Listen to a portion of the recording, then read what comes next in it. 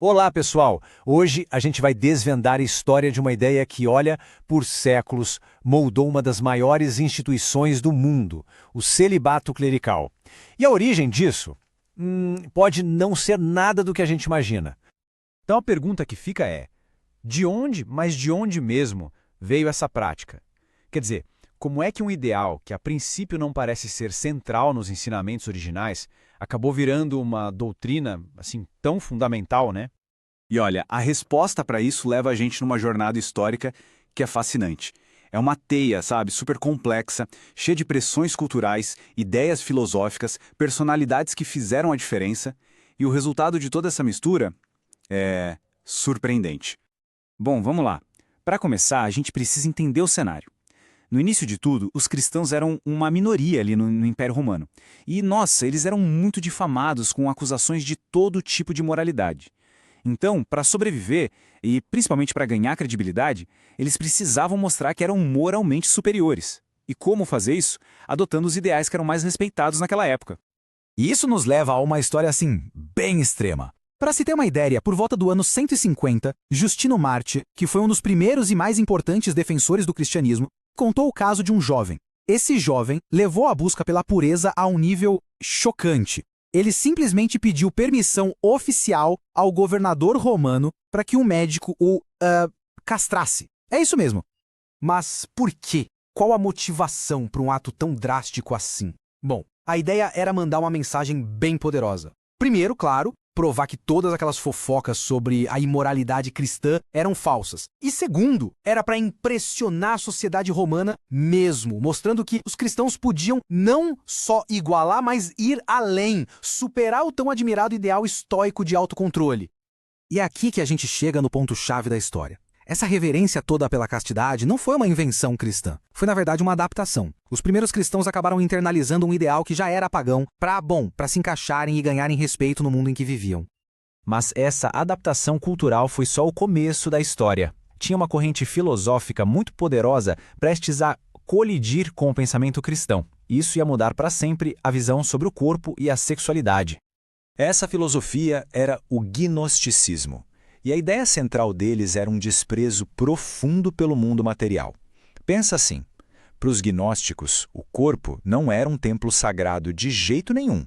Era uma prisão maligna de onde a alma, que era pura, precisava escapar desesperadamente.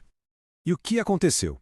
Essa mentalidade super anticorpo do gnosticismo começou a se infiltrar no cristianismo. E o resultado disso foi uma reinterpretação, assim, radical de passagem-chave da Bíblia. E uma delas, em particular, ia se tornar o grande pilar do ideal do celibato. A frase é essa aí, de Mateus capítulo 19. Originalmente, ela fazia parte de uma discussão bem complexa sobre divórcio. Só que essa passagem foi tirada de contexto. Ela foi isolada e transformada num chamado literal à castidade. E para os mais fervorosos, até mesmo a própria castração. E aqui a gente vê uma verdadeira batalha de interpretações. De um lado estava Clemente de Alexandria, um dos primeiros padres da igreja. Ele insistia, pessoal, o contexto aqui é claramente sobre as dificuldades do divórcio. Mas do outro lado, tínhamos pensadores influenciados pelo gnosticismo, tipo o famoso Orígenes.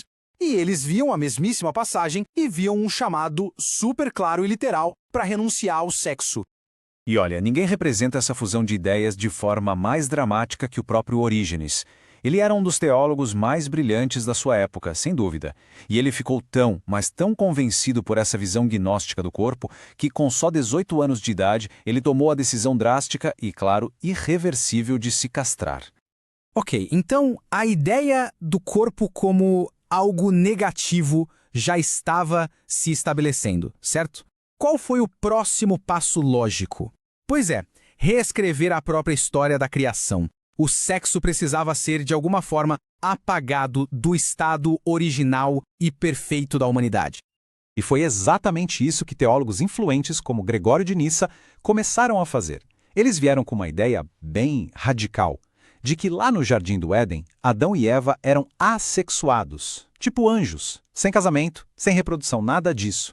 A sexualidade, nessa nova visão, não fazia parte do plano original de Deus. Seria tipo uma concessão, adicionada só porque Deus já previa a queda. Claro que uma visão como essa desvalorizou radicalmente o casamento. Olha só o que João Crisóstomo, que era um dos pregadores mais famosos da igreja primitiva, chegou a dizer. Ele descreveu o casamento não como uma bênção, mas como uma consequência do pecado, uma vestimenta mortal e abjeta. Quer dizer, uma roupa horrível que a gente recebeu depois de ser expulso do paraíso.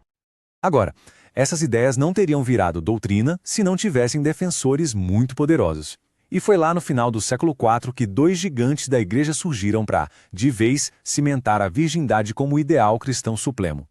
E quem eram eles? Ambrósio de Milão e Jerônimo. Pensa neles assim: Ambrósio era o bispo poderoso, o político, e Jerônimo é o erudito, o acadêmico brilhante e bem temperamental. Juntos, eles se tornaram os grandes arquitetos de um novo pessimismo sexual dentro do cristianismo. O argumento do Ambrósio era ousado, para dizer o mínimo.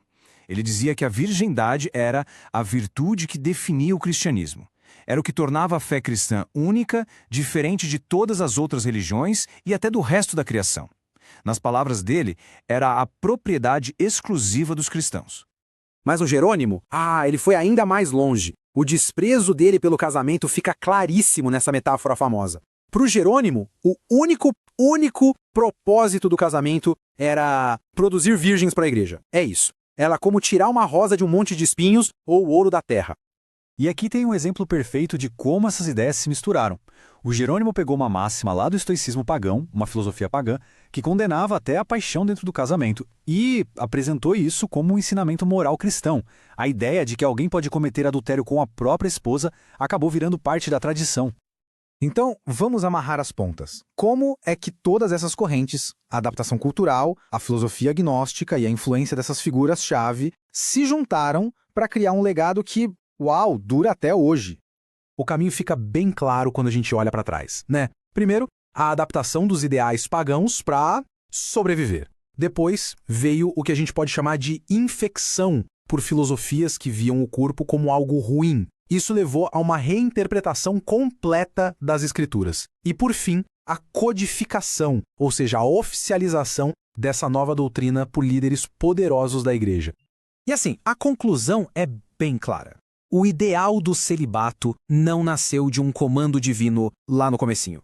Ele foi, na verdade, resultado de uma longa e super complexa evolução histórica. Foi um produto do seu tempo, moldado tanto por pressões culturais de fora, quanto por debates teológicos lá de dentro. E tudo isso nos deixa com uma pergunta para pensar. A história do celibato é um exemplo muito forte de como ideias que se formaram há quase 2000 anos, a partir de uma mistura de filosofia pagã com reinterpretação teológica, continuam definindo instituições e impactando vidas até hoje.